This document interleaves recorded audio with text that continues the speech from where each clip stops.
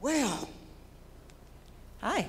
we are so honored to have you here. I just got to tell you that it's an exciting day for us. And it's very exciting for me personally because I read the book. Thank you. Now, here's what's so exciting about this book to me. This is a kind of book that makes you want to have a time machine. I would have liked to get in a time machine, go back to 19 years old, and found this book on my library shelf. You are sharing your amazing journey. In this book, Lead from the Outside, How to Build Your Future and Make Real Change. This is a book that I believe every young woman particularly needs to read to understand and figure out how to become. It's a tangible, it's a roadmap for young women.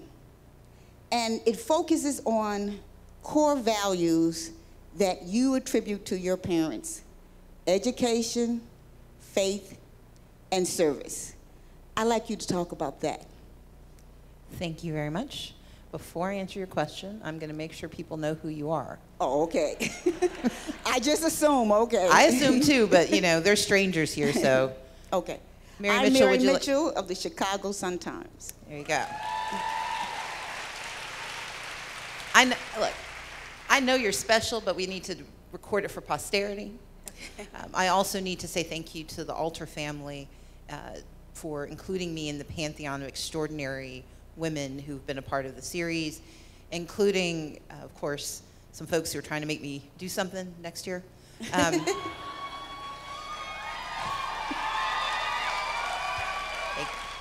And I want to say thank you to Mayor-elect Lori Lightfoot for shining the way for so many people and for your incredibly kind words. Thank you. So my parents, my mom and dad are both from Mississippi. They grew up in Hattiesburg. This is going to be a long conversation because you all know that Chicago is just North Jackson, Mississippi. So mom and dad, my dad likes to say he grew up on the wrong side of the tracks, and my mom grew up on the wrong side of the tracks. But they both wanted to create the kind of family that could break beyond what their history had told them they were capable of. You know, my father came from the more stable of the two families.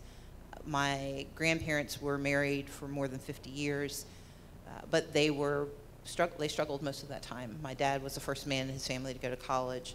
My mom's family is like a Black Dickens novel or anything by Richard Wright. Her parents divorced when she was young. Her mom left.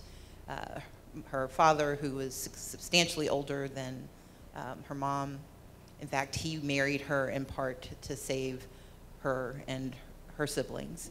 And it's an old story, especially in the Deep South. My grandfather, who I never met, died before my mom was 15. My mom is the third of 7 children, is the only one to finish high school, let alone go off to college, go to graduate school. And when they married, my parents met when they were 15. When they married and created their family, I don't know how tacit the conversation was, but implicit in how they raised us was this idea that they were going to take the good that had helped them do more. They were going to embed that in their children, and they structured our lives in such a way that it wasn't sort of rules on the door, but it was how we lived. We knew you went to school. If you did not go to class, you needed to have a surgical scar and a doctor's note. And even then, it needed to be like a major organ, nothing like you know, a spleen or something. You had to go to church. We went to church every Sunday, but we didn't just go to church. We were in the choir. We aren't that, not all of us can sing, but we were in the choir. We were in the usher board. They wanted us to be involved in the life of the church, to know that it was more than just attendance. It was about really inculcating what we were learning. But most importantly, it was service. We were poor. We were working poor. My mom was a librarian. My dad was a shipyard worker. But my mom sometimes made less money than the janitor who cleaned the college, where she was the librarian. My dad was a dock worker who worked his way up, but rarely benefited from the work he did to help advance those who worked with him. And so we would have the lights cut off sometimes there was no running water. My mom and dad both had second and third jobs to try to make sure they could close the gap. But they still took us to serve. And so we would go to soup kitchens and homeless shelters. We would volunteer at nursing homes, at juvenile justice facilities. And we'd be like, you guys do know we're poor too, right? And my mom's response was, look, no matter how little you have, there's always someone with less. Your job is to serve that person.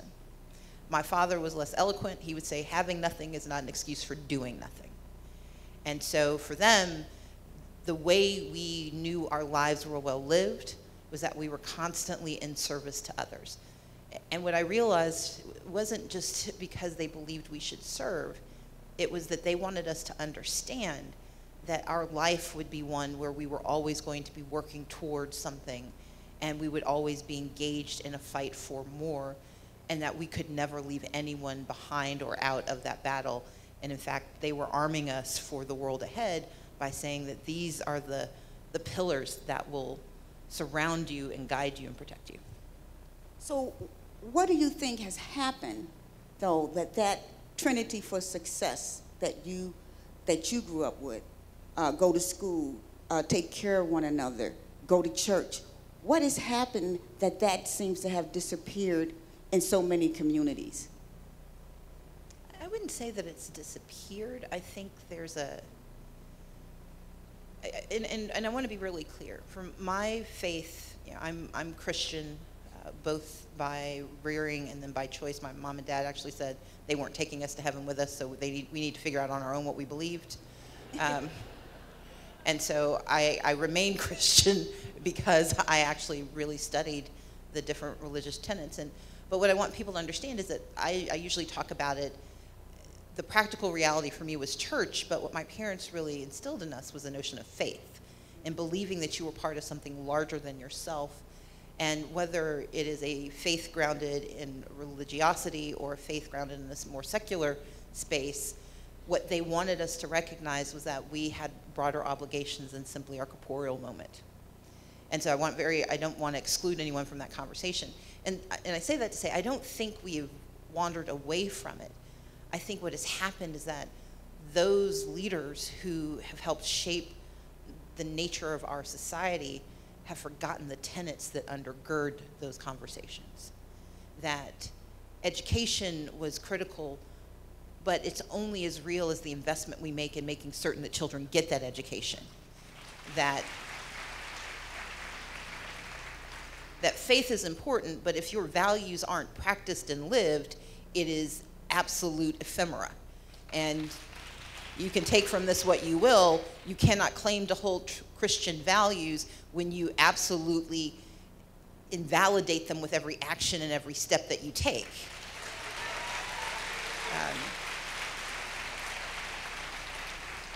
And service is not selfishness. And when we find people in positions of power who have forgotten that the reason it's called public service is that the goal is not your own personal aggregation of power, but your delivery of power to others so that they can find opportunity for themselves, that's the challenge. And so I think our larger construct is not that in individual families this is less resilient or salient than it was before, but the institutions that used to make it manifest have become weaker because the leaders we have in so many ways have aggregated power without aggregating purpose to that power. So it is so refreshing to hear you speak about faith, because in some ways, being a Democrat, we don't hear Democrats often speak about faith. It's as if the conversation was hijacked and Democrats didn't talk about it. So that was one of the things that grabbed my attention. The other thing is that how do you get a younger generation to embrace the core values that you grew up with? So, and just to talk a little bit more about the faith conversation, part of what we have to, we've misremembered what happened with the faith conversation. It was not that Democrats abandoned faith. It was that Republicans weaponized it as a political end. And I lived in I live in ground zero. The conservative movement, the Christian conservatives, that Christian coalition was born in Georgia. Ralph Reed, Newt Gingrich. It was a weaponization of faith that extracted not the principles, but the rhetoric, and used that to weaponize conversations that heretofore had actually been more bipartisan. Abortion was not the weaponized conversation it is today, even 25 years ago. That was weaponized by the right as a way to galvanize voters who were not participating at the rate that they wanted.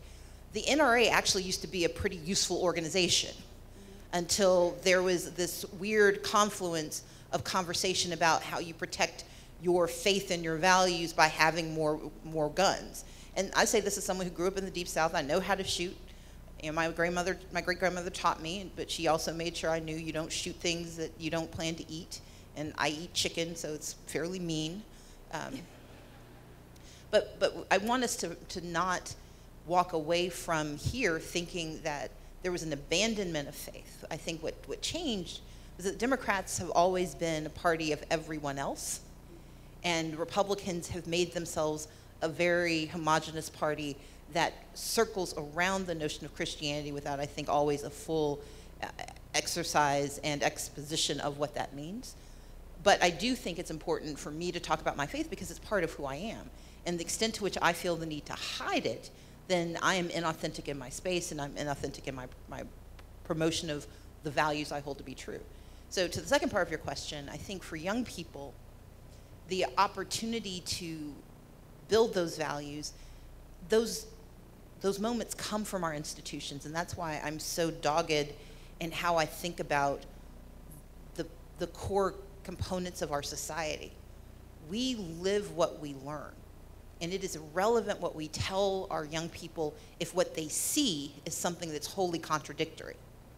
And so our responsibility is to restore the authenticity and the integrity of our institutions so that in the classroom, in the community, they actually see that there's a lived experience of those values.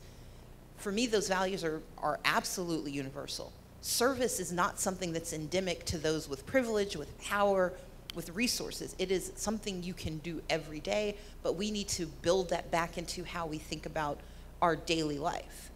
Faith is how we treat one another. It is how we view our responsibility. And my tenets come from the Christian tradition, but we just saw, I don't know if you've seen this, but there was just a shooting at a temple in San Diego. And that shooting is an example of how we have demeaned so often the value of faith and the spiritual consonance that comes from the ability to worship together. Because we have ersatz leaders who do not call a spade when violence and hate are visited upon our houses of worship.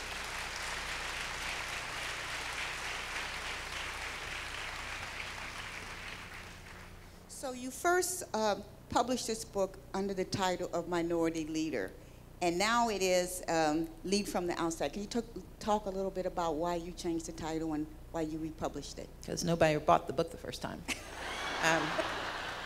So I love it. Very practical reason. That's honest. So in hardcover, it was called Minority Leader, How to Lead from the Outside and Create Real Change. I think when people saw it, there was a very intentional play on words that I served in the role of minority leader, but also I was a leader who was from the minority. I thought it was clever, but it was clever only in my mind. And as my publishers saw the book stack up and not go out for sale, when they decided that, when they saw that more people knew about me at the end of my campaign than at the beginning, and they saw an opportunity to possibly reissue it, they very tentatively approached me with the idea of maybe retitling it, like, Stacey, do you think we might? I'm like, yeah, I'm good. Whatever you want to do, I'm fine. And so, but I think it's a clearer sense of what it is, because I think for some for whom the conversation is intended, we automatically wall ourselves off. We don't like to be called minority. We don't like to think of ourselves as outsiders. When it's that stark, I think lead from the outside is more resonant for folks, but it's also more expansive because being on the outside isn't simply a question of race or gender. It's a question of marginalization and access, and that can happen to almost every person. And so it's I think, a more inclusive title, and that's the goal. So when I picked up the book and I looked at it, I thought it really did reflect who you are, because it's a memoir. It's a how-to book. I mean, you're giving all these great secrets about how you got where you are, and everybody wants to get in on that. And it is also a workbook. You gave us work to do.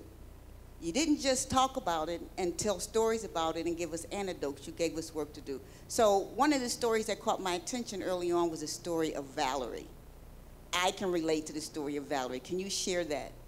You gotta remind me of Valerie's story. Okay, Valerie is the young woman you met. Well, she really wasn't really a young woman. So I had to change all the names because I didn't get permission from everyone to tell their stories. Valerie's the one that you met while you were campaigning, going door to door. And Valerie had been at the Piggly Wiggly for 15 years. Yes. Okay. So, just so I'm clear, everything is true, but not everyone likes their stories told. And I actually refer to Valerie as Pam in some of the narratives I used. When I wrote the book, I'd gotten closer to her actual name after that. But when I was running for governor, one of the first things we did in our campaign was to actually go and talk to people in the community. And candidates always say, I'm going to go listen. I tried to actually do that. So we went to an area of middle Georgia called Macon. It's one of the larger cities in the state, but still faces endemic poverty, and we went to an area of Macon where the black community in particular has just continued to suffer. But they're on the cusp of revitalization, and they're doing some great work. And I was taken to this really lovely home that had been in this family for a while, but the mother who had inherited the house had two daughters who were roughly 17, I think 18 and 19. And they were both graduating from high school that year. The 18-year-old was going to become a teacher, and was going to go into criminal justice, and the 19-year-old wanted to be a teacher. But what you noticed as soon as you walked in the house was that the 19-year-old was very, very pregnant.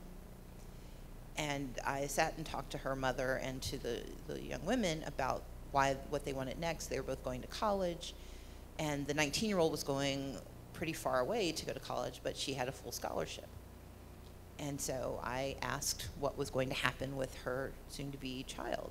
And her mother volunteered that she was going to be raising the child so that her daughter could go off to college. And in the conversation, I shared that my parents were raising my niece, their granddaughter, and what she told me was that she knew her daughter's only chance at more was being able to go off to this college, and she would take on the responsibility of raising her grandchild. And so as we had this conversation, she talked about her dreams for her kids. They talked about what they wanted to be. They were just these lovely young women. And then I said to Pam, I said, when we finished the conversation, I said, well, what do you want for you? And she looked at me like I was stupid. She was like, I just told you for the last 15 minutes, I want more for my children. I want them to have these opportunities. I said, no, I understand that. I said, what do you want for you? And the look of disdain turned to one of confusion.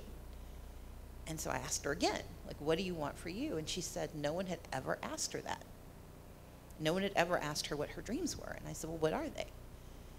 She said, I'd love to buy this building that's down the street and turn it into a daycare center. I'd love to be able to not only take care of my grandchild, but the children of all these babies having babies in my community. Because if I could do that, then they could stay in school. They could also have a chance, she said, but so many of them are going to drop out, and their lives are going to be stuck because there's no one here to help them. And it's such a beautiful idea. I mean, she thought about it. And I said, well, why won't you do that? And she said, because I've been a cashier at Piggly Wiggly for 20 years, and I'll be a cashier at Piggly Wiggly for 20 more.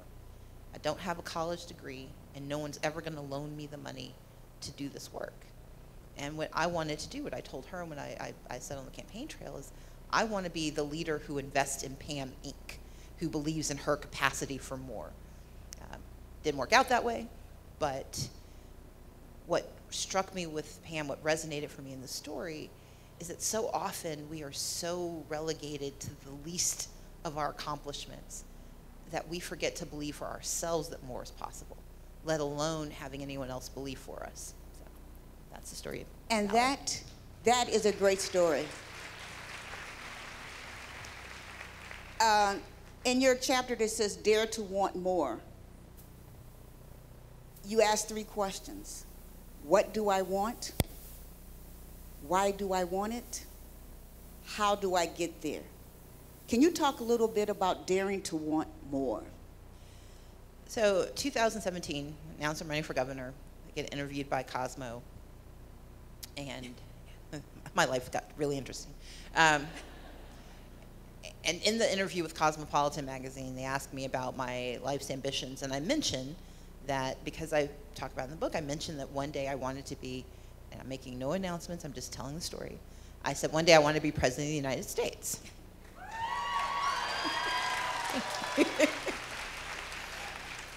So Cosmo runs this story, and the Republican National Committee responds as though I have declared war on America. They're like, oh my God, what a naked ambition. How dare she? How could we want her to be the leader since she declares she wants to be a leader? I'm like, okay. And so for me, the point about daring to want more is that we are so often told, if you're from the outside, that you can only be as much as the person before you who shared your attributes. When I was thinking through what I wanted to be in life when I was younger, my highest aspiration was based on the highest ranked black person I'd ever seen, which meant mayor. And I think mayors are extraordinary and important jobs. I think they are. But the thing of it was, I never thought about being president because there'd never been a black president or a woman president. The closest I'd seen was Geraldine Ferraro, who was just dragged during her campaign, and Jesse Jackson, both of whom I think did more, but neither of whom were ever imagined to be actually potential victors. Dare to Want More is grounded in the idea that we should want as much as we can imagine, and that we should not be bounded by anyone's expectations of who we are or what they've seen. Because the minute we start to self-edit our ambitions, we are going to get stuck in the least possible accomplishment. And so the 3 questions I ask are actually taken from a professor I TA'd for in law school, and it was, what do you want, why do you want it, and how do you get it? Typically, we talk about what we want and how we plan to get it. The problem is, if we don't figure out why we want it, the first time there's a hardship, the first time there's a detour, the first time someone steals your election, then you get all confused. So,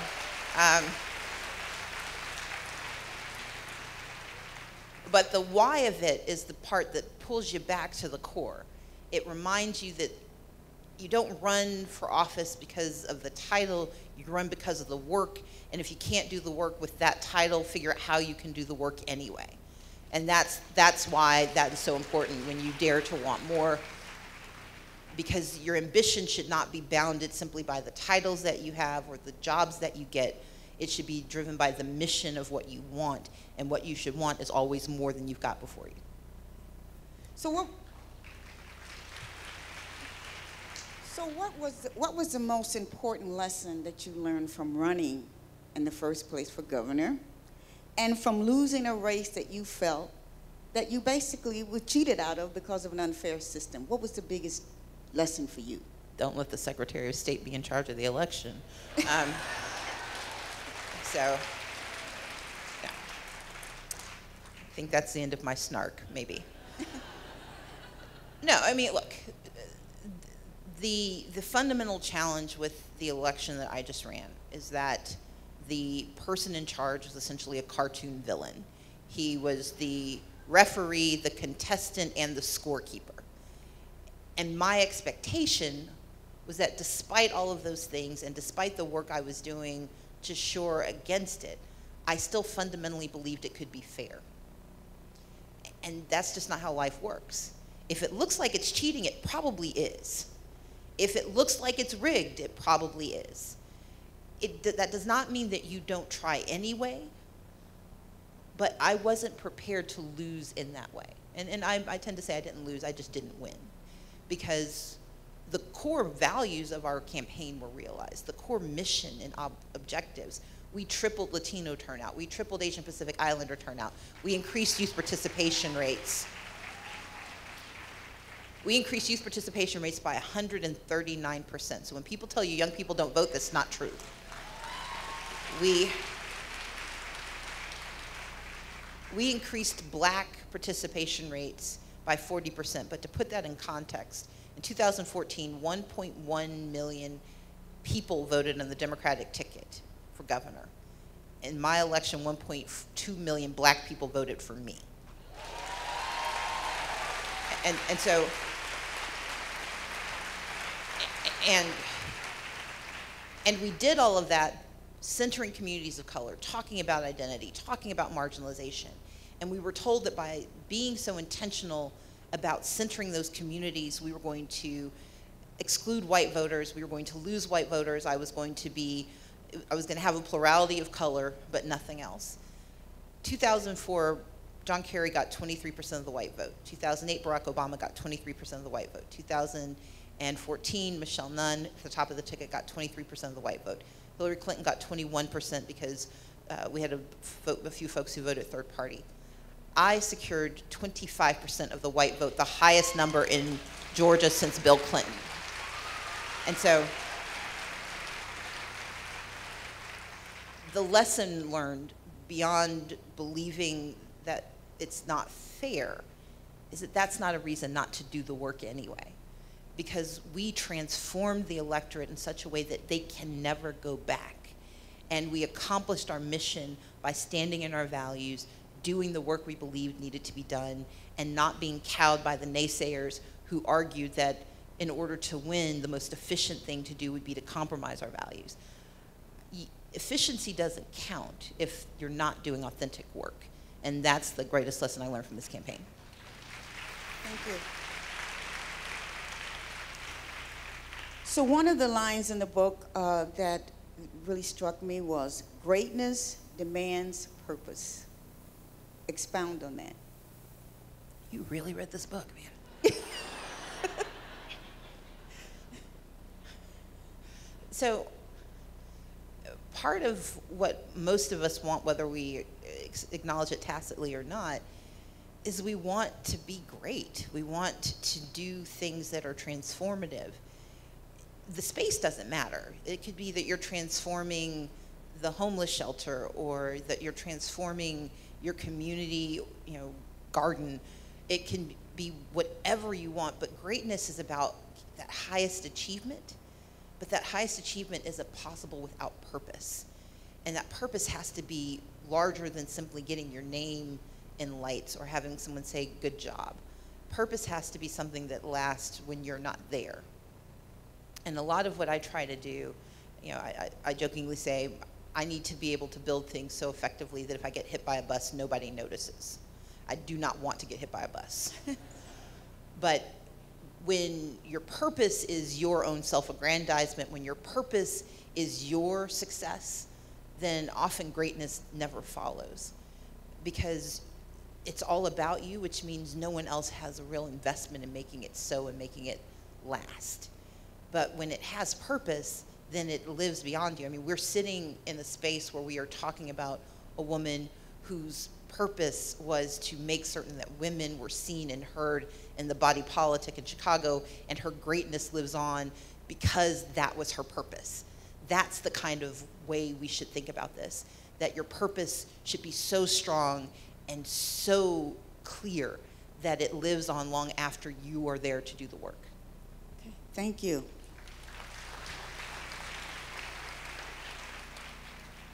So, one of your homegirls from Georgia happens to be the interim CEO of the Chicago Sun-Times, my paper, Nakia Wright. And I asked her, what question would you ask Stacey Abrams? So here's her question. Oh dear. She said, Stacey Abrams has used her minutes well. I'd love to hear what her advice is to both young and old on how to use your minutes well. Read my book. No. No. Look, it fundamentally comes down to, don't be afraid to be wholly who you are, unless who you are is a jerk, and then work on it. Seriously. But what I mean is, look, I'm a tax attorney, romance novelist, nonfiction writer, politician, serial entrepreneur. I'm a reality show in the making. But I have fully enjoyed all of the things I do because I don't allow myself to be told no by myself. I don't stop myself from exploring the things I think I need to do, or the questions I want to answer, or the fights I think need to be fought. When you do that, when you allow yourself to be wholly who you are, then you realize some of the things you think you are, you're not. I am not a singer, for example. I have a pretty okay voice, but I thought I was good. I am not that good. But that took something off my list. But when you allow yourself to fully and wholly embrace who you are, you create space for the things that you are best at to emerge, for the things you're not that good at to settle into either something you're going to try to improve or just something you do on the side. But you also find the places where you can be more for other people. And I think that's the most important part, and this goes back to the core values. What I do, what any of us do, should never be wholly about who we are. It should be about how are we making things better. And it doesn't mean being in public service, it just means we are all humans who are bound together by our common humanity, and we should be engaged in activities that enrich and enlarge us all. Okay, thank you. We have several questions from the audience, and I want to start off with a question from Anja Herman. Do you have any advice for those of us who identify as a member of a minority group who want to run for office? Do it. So as clearly I will expound, but running for office, our democracy is grounded in the idea that all of our voices should be lifted up, and that the values that undergird who we are made manifest in those who lead us. So we are a democracy, we're a representative democracy. The online argument about whether we're a republic or democracy is actually completely misreading what you're supposed to learn in political science. But when you go to the core of being a democratic society, it cannot be a fully democratic society if parts of that community are not seen and not heard. But they will only be seen and heard if the representatives of those communities step up and start speaking. Because it's insufficient to simply be a voter when the people you are electing do not reflect or understand your needs. This false narrative that's been going around for the last few years about identity politics is a very clever way to bastardize what is truly a democratic idea, which is that we should be served by those who see us and understand the barriers to all of us having access to opportunity. That's all identity politics is. And the reason it's been twisted into this sort of reductive idea that, oh, you're only being voted for because you're black, ignores the fact that for most of us, we've never gotten to vote for anyone who looks like us. For people of color and for women, it's been a long time coming. And the rest of we may do for a long time voting for people who did not share every part of our phenotype or our sexual orientation or our region, simply because we knew that the larger obligation was to find someone who could see us and do something to help us. But where we are today is that there's a real opportunity for the first time in our nation's history for people not to have to look for proxies. We can actually be the voices of our own challenges. And that is why you need to run, because we need you. We need to see you, we need to hear you, and you need to be in charge. So go do it.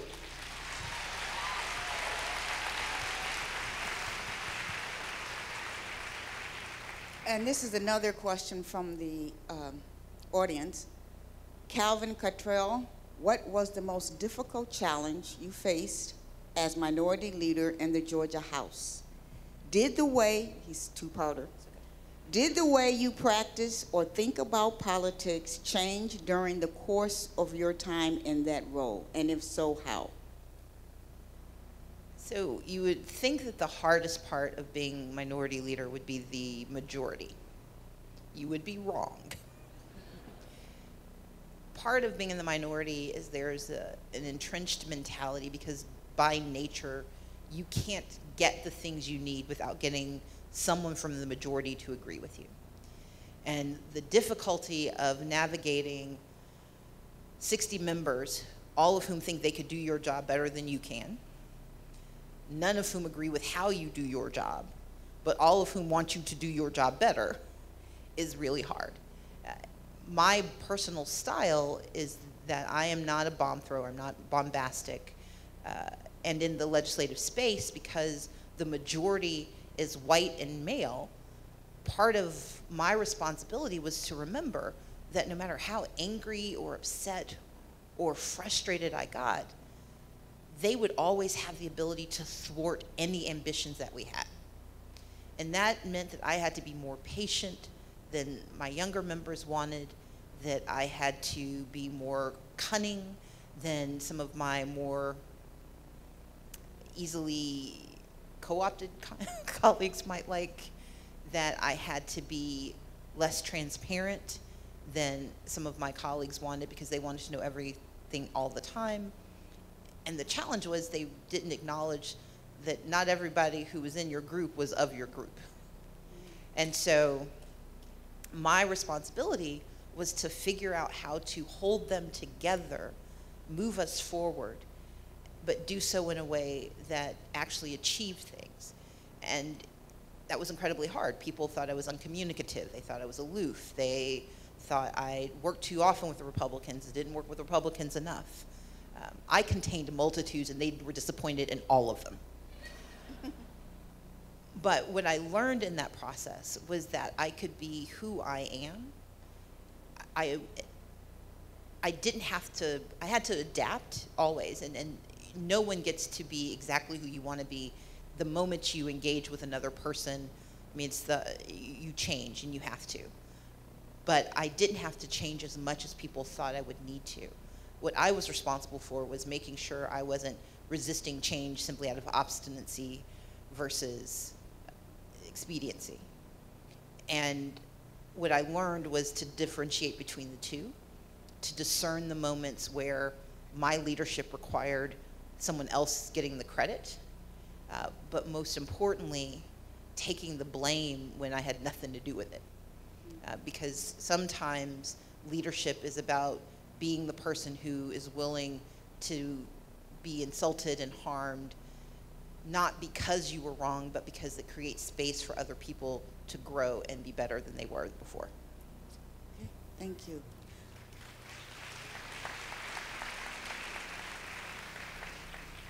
And from Neil Warner, how can a non-Georgian most effectively fight against the voter suppression that has occurred in Georgia and several other states? Thank you. So, yes, voter suppression is a national epidemic. It is a corrosion of our democracy. It is an urgency. We saw in the Mueller report, I was talking to Mr. Alter a little earlier, in the Mueller report they talk about the Russians hacking our elections. That is but one part of voter suppression.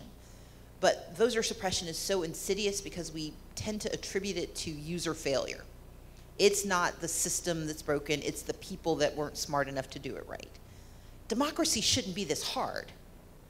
And anytime there are this many system failures, or when the users are so unable to fully actualize the system, you need to look at the system itself. There has been a systemic and systematic attack on the expansion of voter rights since the inception of this country. It has accelerated in the last 20 years as demography and values have also changed. And if we do not call it out, it will crush us. Because when people are forced out of the body politic, when their voices are silenced, excuse me, that was not tears, that was a little water. When their voices are silenced, they stop participating, which may be okay in 1 or 2 elections, but imagine that you live in a society where a very small minority controls the outcomes for the very large majority. That has never worked well in human history. And that is what we're on the cusp of in America. And so while Georgia was the most perfect example of voter suppression in 2018, it was not the only one. In Indiana, in Wisconsin, in North Carolina, hell, Florida every year, we know that across this country, voter suppression is being used with surgical precision to excise those new voices that could transform the future of this country. If you don't believe me, look at the fact that in Florida, the minute they re-enfranchised 1.4 million people, they imposed a new poll tax. In Tennessee, where they know that voter registration is the best way to bring new voices to the table, they are criminalizing the act of third-party registration. In Arizona, where they've had a perfectly acceptable mail-in ballot process for 20 years, suddenly because new people started to use it, largely Latinos, they are now going to put in place new restrictions to limit who can access it. These are not accidents.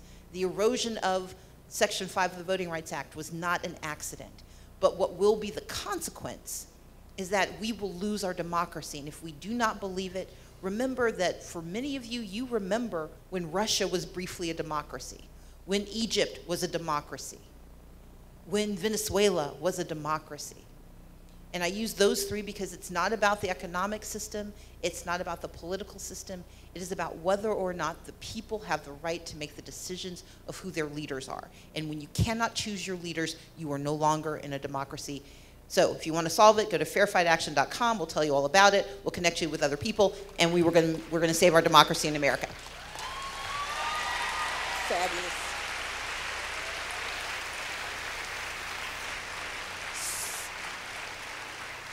So I think we have time for one more question, and that question is my question. Okay. I want to know, what drives Stacey Abrams?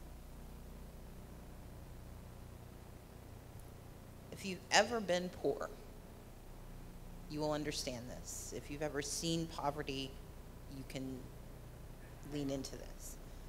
I think poverty is immoral. It is economically inefficient. It is a stain on our humanity. It is a waste of human capital. It is the cause of most of our social pathologies, and it is solvable. This is a problem that we can solve. I am never angrier than when I hear people who share my religious beliefs point to the passage in the Bible where Jesus says the poor will always be among us, as though that's an excuse for inaction. That is a call to action. It is an excoriation of who we are that we allow poverty to exist for millennia. And in the richest nation in the world, we are capable of more and of better. And I wake up every day thinking about, what can I do?